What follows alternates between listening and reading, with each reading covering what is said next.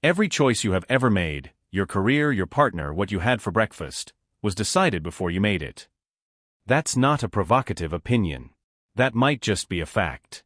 In the 1980s, a neuroscientist named Benjamin Libet ran an experiment. He asked people to flick their wrist, whenever they felt like it, while he monitored their brains. What he found rattled the philosophy world, and it has never quite recovered. He could see the decision forming in their brain up to 10 seconds before the person was even conscious of wanting to move. 10 seconds. Before you knew. So here's the question we're spending the next few minutes on. Do you actually have free will, or are you just a very convincing machine who thinks it's in charge? Let's start with the most uncomfortable position, hard determinism. The idea is simple. Every event in the universe, every particle, every chemical reaction, every neuron that fires in your brain, follows from the event before it. Cause and effect, all the way down, all the way back to the Big Bang. You are, in this view, a very long row of dominoes. The first one fell about 13.8 billion years ago. You were never steering. In the 1800s, the mathematician Pierre-Simon Laplace imagined a demon, a hypothetical intellect that knew the position and velocity of every atom in the universe. He argued that such a being could calculate everything that ever was and everything that ever will be, including every word you are about to say tomorrow. This isn't fringe thinking.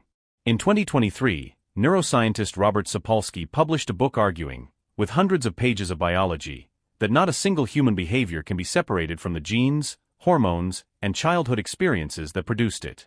We don't choose. We are chosen by our biology. But wait. Before you spiral into an existential crisis, and I say that from experience, there is a serious countermove. It's called compatibilism, and it's the position held by some of the sharpest philosophers in the game. David Hume in the 18th century, Daniel Dennett today. Their argument: you've been asking the wrong question. Free will was never about escaping cause and effect. It was always about acting from your own desires, without being coerced. Consider two scenarios. Scenario 1, you walk past a charity box and because you genuinely care, you drop in a note.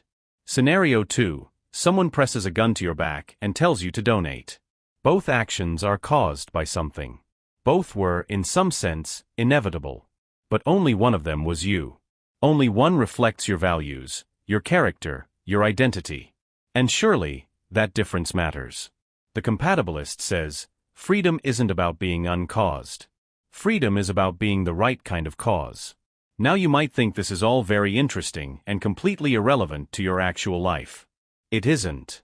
If hard determinism is right, if no one could ever have done otherwise, then the entire logic of punishment breaks down. The person who committed a crime was produced by a brain they didn't choose, shaped by a childhood they didn't choose, inside a society they didn't choose. Sapolsky goes further. He argues that no one, ultimately deserves credit or blame for anything they do. That the praise we give to geniuses and the punishment we give to criminals rest on the same shaky foundation. And here's the version of this question that keeps me up at night. We are now building AI systems that make decisions. They process inputs. They generate outputs. There is a chain of cause and effect running through them just like there is through you. So tell me, what exactly is the difference between a language model deciding something and you deciding something? If you can answer that cleanly, you might have just solved free will.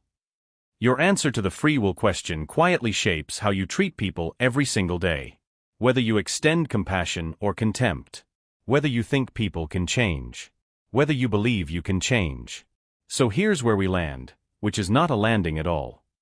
The hard determinist says, you are a dominated domino, and that's okay.